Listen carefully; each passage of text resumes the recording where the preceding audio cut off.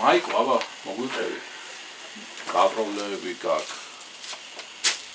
მე ახლა რაც მომიყვნენ მითხრეს შენ შესახებ, ძალიან გული გვადგინა, ძალიან ჩაგვაფიქრა ახლა.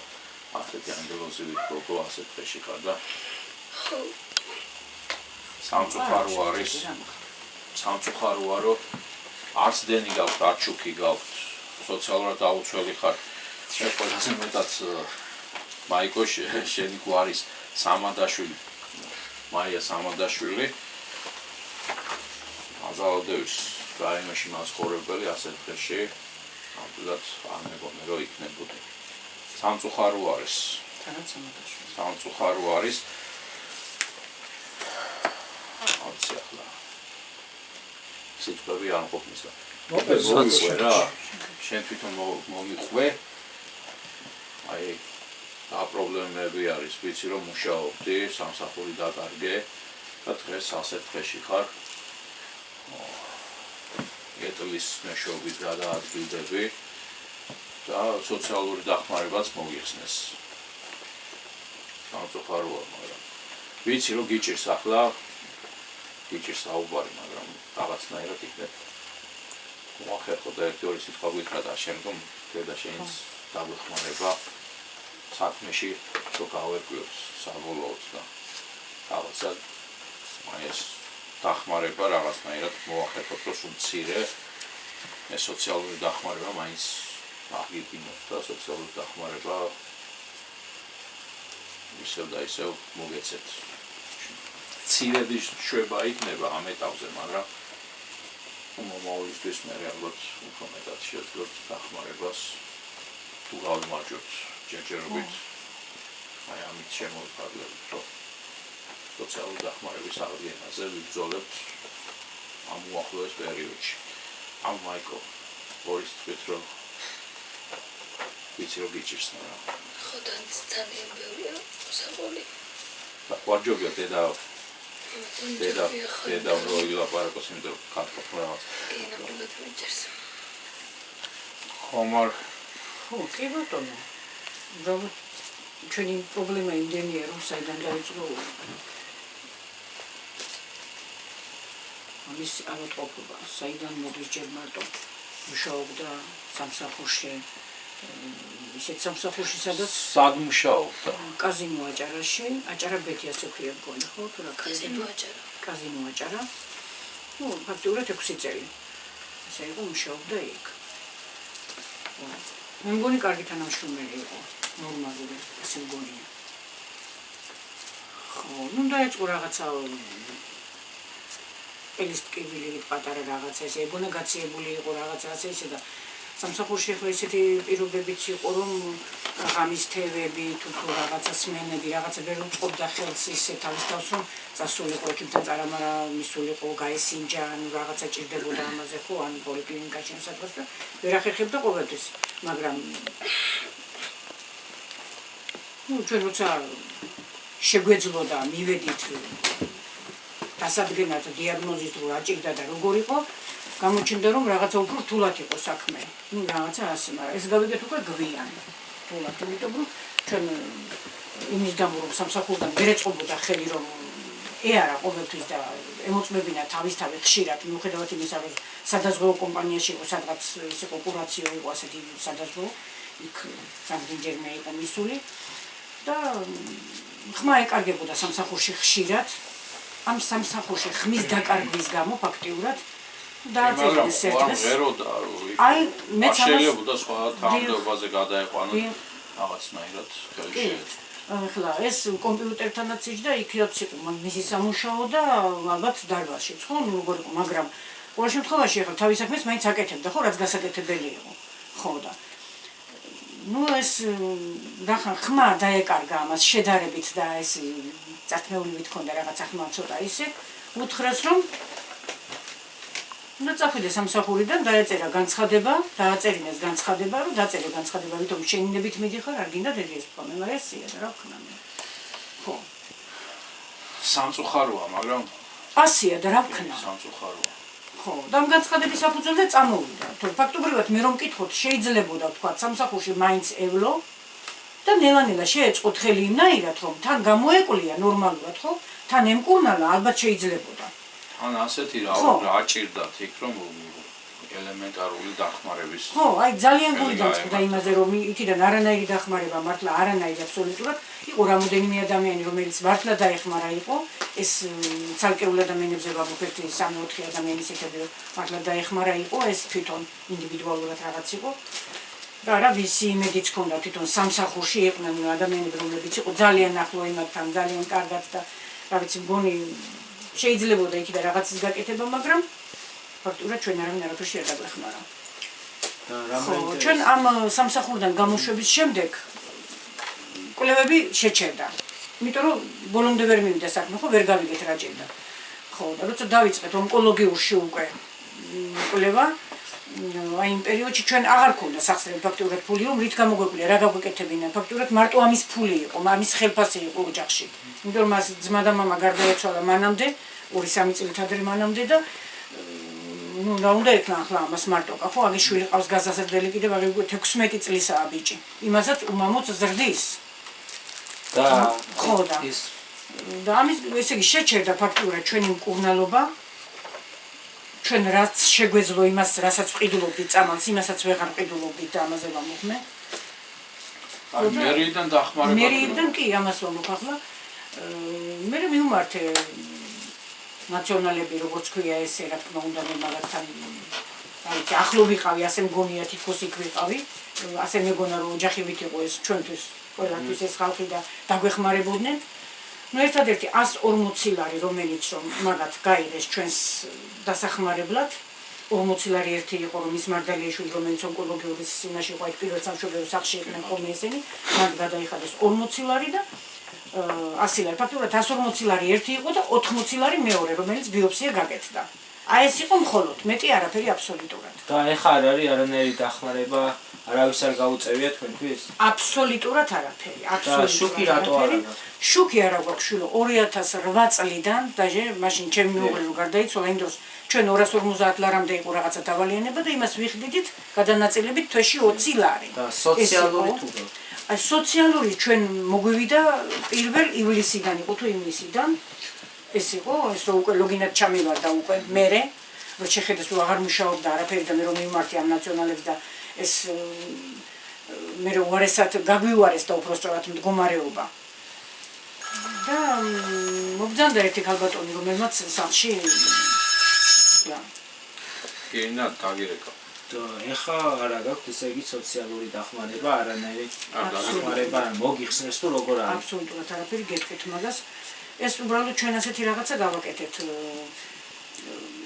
მაიკოს მკურნალობა საჭირო იყო და ვერაფერს ვერ ვაკეთებდით. ну მე სადღაც ვიყავი გასული, მოვედი და უკვე წაქცეული დამხვდა სახლში, რომ ეს ეთყობა დასუსტა და თუ რა ვიცი, იმუნიტეტი დაქვეითდა რაღაცა იყო, დაცემული იყო და უკვე ფეხის მდგომარეობაც დაერქვა იმდანაც ხელის არა, მე არ ამგონი იმუნიტეტი დაქვეითდა ფაქტიურად, იცი რატო? ამას ვერც წყალს სვავდა იმ პერიოდში. ხო, აი მაგან გამოიწვია ზუსტად ორგანიზმის გამოფიტვა. ანუ შესაბამის სამეცნიერო დახმარება რო ვერ მიიღო ამ ბავშვმა, ამ ალბათ არსებობს ალბათ რა. გამოიწვია მაგ ყველაფერი. ალბათ ყველაფერი, რა თქმა უნდა.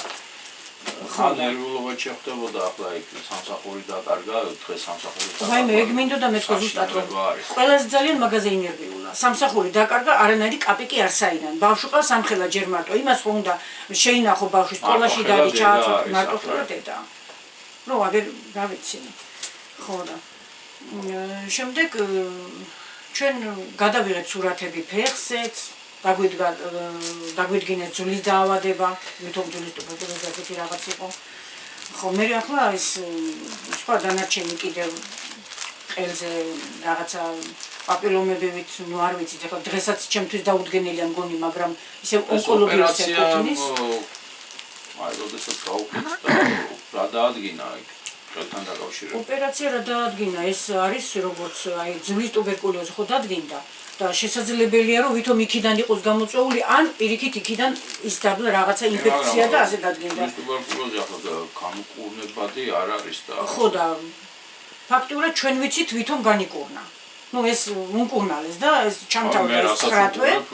ხო, გამკურნებული განკურნებული ვიცი ადამიანი ფეხზე იდგება და გაივლებს და დღეს ისევ და ისევ ის პრობლემა სიარული უჭის რა თქმა უნდა ჯერ ეტლში იჯდა მთელი რამდენი თვეები ეტლზე იჯდა აი ეხლა ეტლით გადაადგილდება მე როგორც ვიცი იმიტომ რომ აი უკამდე რომ გავიყვანო მანქანაში რომ ჩავსვა და წავიყვანოთ უჭის ძალიან უჭის ნამდვილად იმიტომ ეს ნაოპერაციებელი ფეხზე ხო გაუკეთდა ოპერაცია ხო და ამ ფეხის ოპერაციის შემდეგ გაუკეთდა ყელზე ოპერაცია ტრახეოსტომა ონკოლოგიურში სასწრაფოდ ეხლა ამაზეც ძალიან დიდი პრობლემები გვაქვს ჯერჯერობით იმიტომ რომ სუნთქვა მაინც უჭირს აქ ბრონხოსკოპია ჭირდება მგონი იმიტომ რომ მაინც აქ რაღაც გამოკვლევები და დაზღვევა საყოველთაო დაზღვევაზე ლაპარაკობენ დღეს და თუ გაქვთ ეს დაზღვევა და რამდენად დაზღვევა ჩვენ გვაქვს საყოველთაო კი არ ამას ქვია ალფას და ეს გვაქვს მაგრამ არ ვიცი ჩვენ რამდენად მაყოფილი ხართ ანუ რამდენად სრულყოფილად შეიძლება ითქვას რომ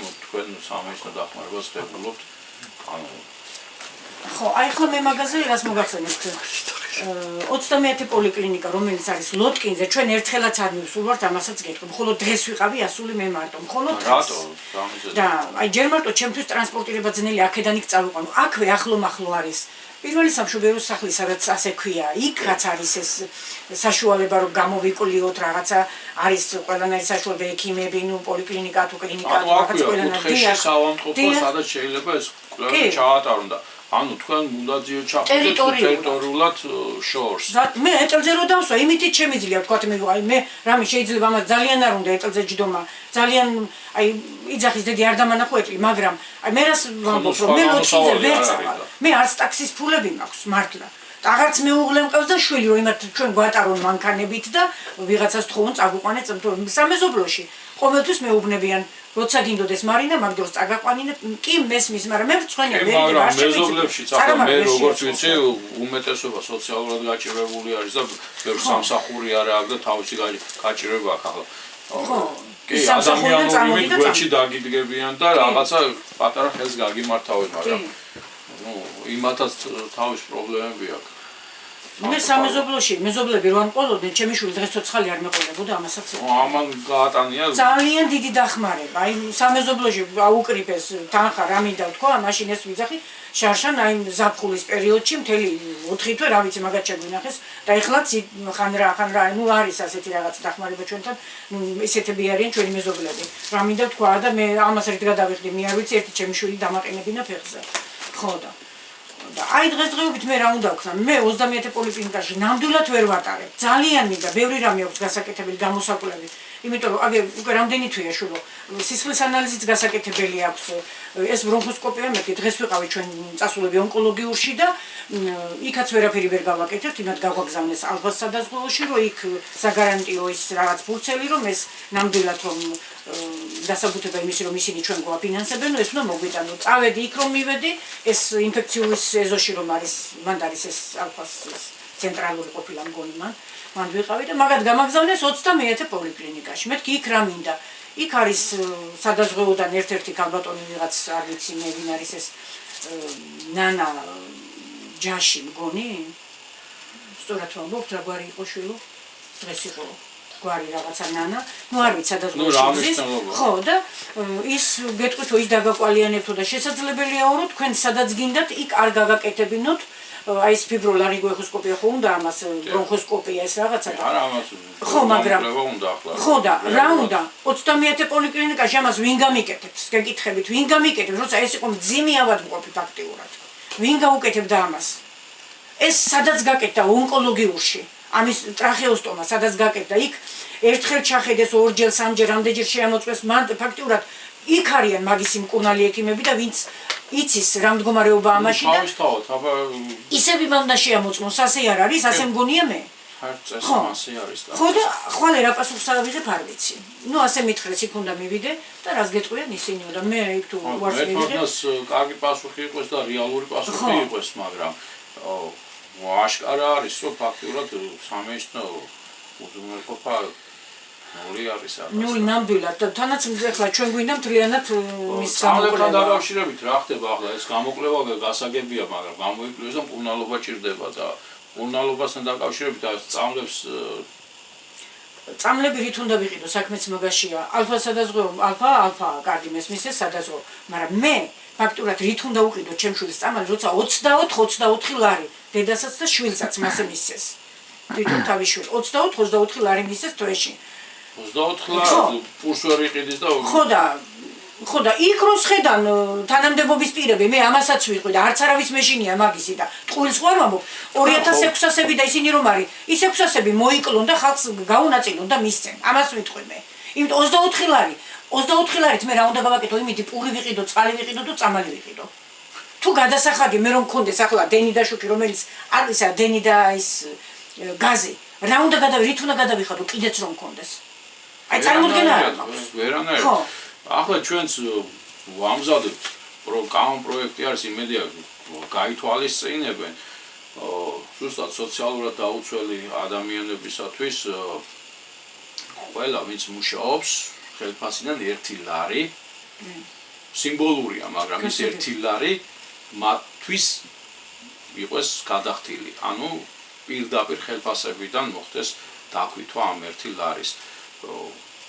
იმ ადამიანებისთვის ახლა ვინც მუშაობს 1 ლარი არაფერს არ წარმოადგენს ისეთ დიდ მნიშვნელოვანს და ამ დროს ერთობლიობაში საკმაოდ დიდი თანხა გამოვა და სოციალურად დაუცველებს საკმაოდ სერიოზული დახმარება შეიძლება აღმოუჩინონ მაგით. მე რასაც გისმენთ თქვენ აი გაუგნებული ვარ აი წინა ხელისუფლება გასაგები არის ყველას საუბრობს რომ ასე და ასე იყო მაგრამ დღეს ხო შეიცვალა სიტუაცია დღევანდელი სიტუაცია თქვენ აქ წინვალე დეპუტატი აირჩიეთ კალბატონი თია წულუკიანი მე როგორც ვიცი და ნუ თუ არ დაგეხმარათ არანაირად მე ვიცი რომ არაფერს კეთებელი ადამიანია მოგახსენეთ კალბატონ თიასთან ჩემთან მოვიდნენ ეს ახალგაზრდები რომლებიც გიორგი და ვაგო მოვიდნენ ჩემთან და ну, ჩემ მდგომარეობას გაეცნენ, რა თქმა უნდა და ის იყო ტელევიზიიდან გადაღება არ მოგზანდა. არა, ну თვითონ ახლა ალბათ ან არცალოდან რაღაც იყო არ ვიცი. მაგრამ ინფორმაცია ჰქონდა იქიდან კი შულო თქვენ ჩაიტანეთ ეს ინფორმაცია ყოველ შემთხვევაში იმასთან და აქედან წაიღეს ჩვენი ქვითრებიც ეს რაღაცა გაზი, შუქის რამე და მე მქონდა განცხადება დაწერილი. შტაბიდან მოვიდნენ, შტაბიდან აი აქ იყო. კი, მანამდე გავიდო და თეატროლოგიანი მან გაიმარჯვებდა რა თქმა უნდა. ხო და ეს თან მოიყვანეს ახლა ტელევიზიიდან ის ინტერვიუ ჩაიწერეს რაღაცა და ჩვენი ინტერვიუ 26 სექტემბერს გავიდა ტელევიზიით TV9 რომ იყო ხოლმე აი ამაზე იყო იმ დროს ჩემი ოჯახი კი მე და ჩემი შვილი რა თქმა უნდა იმიტომ რომ იმ დროს ამას არ უკეთებდნენ არ გვაფინანსებდა მაშინ ალბათ და ეს იყო ის მდგომარეობა ხო და ეს ფაქტურად მე რა მინდოდა მეთქვა რომ თეატროლოგიანმა იცოდა ეს ჩვენი მდგომარეობა და უთქვია კიდევაც რომ ეს კი მაგრამ ამ მდგომარეობაში ესე ამდენი გადასახადები საიდან როგორ ანაირად რომ გაზზე მიწერია 552 ლარი 552 და დენზე მქონდა არ ვიცი 1500-მდე ადრე და მე გადანაწილება გაგვიკეთეს და ეს გადანაწილება ფაქტურად მე ის დენის გადასახადი არ უნდა გადამეხედა იმიტომ რომ მე ის არ დამიწვია ამასაც გეტყვით აი არ დამიწვია ნამდვილად ის დენი და აი ეს ყველა ოჯახს მიაწერს ისეთი კიდევ ასო დაგეწოთ ახლა ისეთ მდგომარეობაში იმყოფებით რომ რაღაცნაირად მე ვიცი ახლა მეორე რომ გაეწია თქვენ მე ახლა აი წარმოიდგინეთ თქვენ შემთხვევაში თქვენ გაქვთ დაუშვათ დავალიანება თელას მაგრამ მე ვიცი შემთხვევები როდესაც თელას აქვს დევნილების დავალიანება და იქეთა დავალიან 10000-ობით ლარი და დღემდე იმის გადახდას და უკან დავრუნებაც კი ეს საკმაოდ ისეთ საინტერესო თემაა თუ თელასი დაუბრუნებს იმათ ამ დავალიანებას და პირდაპირ გადაცემს დევნილს ის დევნილი რადგება და თავის სამსახურს მიწყობს ანუ კერძო ბიზნესს დაიწყებს და რაღაცნაირად გაიმართავს ხელზე დღეს თელასი სხვებს დაძდევს იქ პულის ამოღებაზე და თვითონ არ უნდა ხელი გაიკრას ჯიპეზე და იქეთ დაუბრუნოს თავისი მევალეები გაისტუმროს ახლა არ ვიცი რა მდგომარეობა არის ეს რაღაც საშინელება არის ეს ყოველ შემთხვევაში ის დავალინებები არ იყო მე იმიტომ ვამბობ რომ მე თვეში 30 ლარი გადანაწილებით უნდა გამეკეთებინა გადამეხადა ესე მქონდა ჩემი შვილი მანამდე მუშაობდა ამ 30 ლარს ჩვენ მაინც ვიხდით და ჩვენ ჩამოვედით თითქმის 500 ლარამდე. აი 1500-დან ჩამოვედით იქამდე. და ის ხომ მაინც შეიძლებოდა, რომ ყველა მიცოდა ნაციონალებში, აქ ყველა აი არჩევნებამდე ყველა მიცოდა, რომ ჩემ ოჯახს როგორ უჭირდა, რომ ძიმე მდგომარეობაში მყავდა ჩემი შვილი. და არანაირი შემოსავალი არც ერთი თეთრი მიარსაიდან არ მქონდა. თუნდაც მაშინ დამხმარებოდნენ, თუნდაც მაშინ რამე გაეკეთებინათ. მე მიმართე მაშინ მერიასაც. მერიაში შევიტანე მე განცხადება, უარი მომივიდა იქიდან რა თქმა უნდა. და ესე იგი ეს იყო დეკემბერში მეორე განცხადება კიდევ ხო, რომელიც გიგულავასთან ჩავაბარე მე თვითონ ის წერილი და მომივიდა პასუხი დიდი ბოდიშების, რომ ჩვენ არ გვაქვს ესე ინდივიდუალურად, რომ დაეხმარონ ვიღაცას, ასეთი ბოდიშებით, ასეთი რაღაცა. ხო და ისე რომ მე ბოდიშები ჩემ შვილს არ უშველის და ჩემ ოჯახს ნამდვილად არ უშველის. მე ჩემ მეგობრის პატარა ბავშვის სიტყვაზე ბოდიშიო საქმეს წამალი რომ აფთიაქში გაიყიდებოდა და პატარა ბავშვმა უთხრა მამამის ესე შარილი. ხო და აბა რა უნდა გამეკეთებინა? მეც ავდექი ალფა მაინც ალფას მივადგები ხოლმე კიდევ გაბრაზებული. ალფაში მე რო არამედ ახლა ხალხო მარნა საქმე. მე საქმე. ესეთი რაღაც გავაკეთე. წინასწარ ავიღე ფული 3 თვის ავიღე თუ 4 თვის აღარ მახსოვს აი ის სოციალურიდან თანხა რაც ქონდა ხოლმე ახალ წლამდე იმის გამო რომ მეთქი შვილო იქნებ წამალი და რაღაც რო გვინდოდეს რა ვიცი რა ხდება. რომ არ გაგვიჭირდეს ძალიან ავდექი წინასწარ, იმიტომ რომ ეს მე მჭირდებოდა მაშინ. კიდევ კარგი ავიღე. იმის შემდეგ всё, ამოყარეს იქიდან, სიიდან საერთოდ. იქნებ მაგის ბრალიც არის რომ მოხსნეს ეს. მე არ ვიცი სოციალური. რა ვიცი, იქნებ ბევრი ფული შემომივიდა ალბათ ის უავიღე. ჯერ ერთი რაც თავარია სოციალური ეს უნდა აღვადგინოთ თქვენთან მიმართებაში. ხო, იმიტომ რომ რა უნდა გავაკეთოთ? რაც ამისთან აი გაზი თქვენ არა გაქვს, შუქი თქვენ არა გაქვს, აცივარი თქვენ არა გაქვს. შულო აგერ ტაშტები მიდია. ტაშ წამოვიდე. ხო, წამოვიდე და როგორ შეიძლება ესეთი რა. აგე ბავშვი წევს აგერ და მწუხილიც კიდეც ვამბობდით, ესე იგი ხმარო გესმის იმ ტაშტების რა ხარ ჯერ სახლების მდგომარეობას. ჩამოდიოდა კედელზე, თვითონ ჩამოდის კედელზე, ჩამოდის იწურება ესე. და საერთოდ წვიმს ჩემს სახლში მთლიანად აგერ ლახდილია მთელი კრიშა საერთოდ. და რა მაინტერესებს მერია საერთოდ პროგრამით ახორციელებდა რაღაც აი რეაბილიტაციას სახლების ასინას. ეს ალბათ ნაცნობობით კეთდება, მაგასაც გეტყვით. მე ჩემ ოჯახს არავინ არ დახმარებია, მე ამას ვიტყვი. იცოდნენ ჩემი სახლის მდგომარეობა, დიახ. არის რომ მითხრეს ჯერ ძალიან გამიკვირდა ახლა. თან სამადაშვილები ძალიან ამბობდნენ რომ თურმე სამადაშვილი ეხმარებოდა უბანში თურმე ვიღაცებს თურმე ხალხს და მე ნამდვილად არა ვიცი ახლა წესით პირველ თქო უნდა დახმარებოდათ ელემენტარულად წამლის ფული მაგ იდიოტ სამადაშვილს არა ჩემზე კარგად არიცნო. ხო, საჭმლის ფულს არავის არ შევეხვეწებოდი მე მაშინ მაგრამ ის არის რომ ეს ხელისუფლება წინა ხელისუფლება არ ვარბოდა, მაგრამ დღეს შეიცვალა რა სიტუაცია. მოვიდნენ ადამიანები, რომლებიც გულზე ხელსით ყავდნენ და იძახდნენ, რომ ყველანაირად ამ სოციალურ პრობლემებს მოაგვარებთ. ერთადაც მათი არჩევის მიზეზიც ის გახდა, რომ სოციალური პრობლემების მოგვარებას დაიწყებდნენ და დღეს ასეთი მდგომარეობა თუ ასე ხო და რო დაჭირდათ საავადმყოფოში კი მირეკავდნენ მაშინ რომ ჩქარა სადახარ ხვალე არჩევნებია და ხო უნდა არჩევნებზე მოდიო იმას და მეც პასუხი გავეცი იქ დარეკე ჩემთან ტელეფონზე მე უთხარი აქ მყავს შვილი ზუსტად წინა დღეს არჩევნების წინა დღეს ამას გავუკეთეთ ოპერაცია ტრახეოსტომობილად იქ ონკოლოგიაში ვიწეკით მაშინ აი ზუსტად მე დავაყო საწეხილი ამბის მე ხო კი მაშინ იყო ეს მაგრამ თუ მოიკითხა საარჩევნო უნდა ერთი კაცი მაინც გამოეგზავნა თან ხო და აი იმათ მე რომ უთხარი ამ მდგომარეობაში ვარ ჩემი შვილი მიკვდებოდა და თქვენ თავი არავინ გაანძრიეთ ეხლა გაგახსენდით ხმები რო გჭირდებათ მეთქი ხო მე არ ვიცოდი თქვენ რომ მდგომარეობაში იყავით ის გალბატონი ვინც დარეკა იმან ასე მითხრა